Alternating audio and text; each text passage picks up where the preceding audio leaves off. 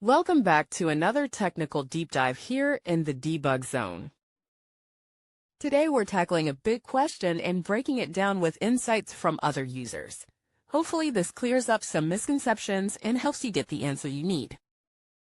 So buckle up, stay a little curious, and let's jump right in.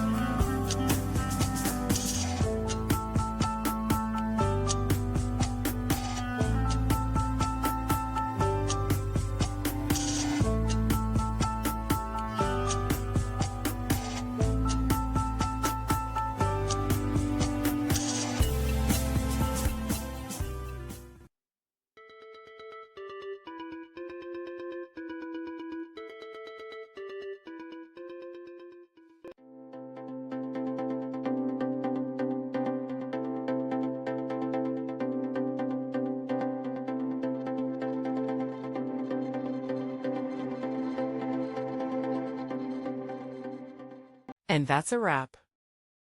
I hope you found the answer you were looking for. If you did, take a second to hit that subscribe button. It really helps out.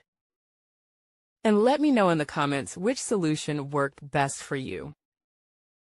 See you next time in the debug zone.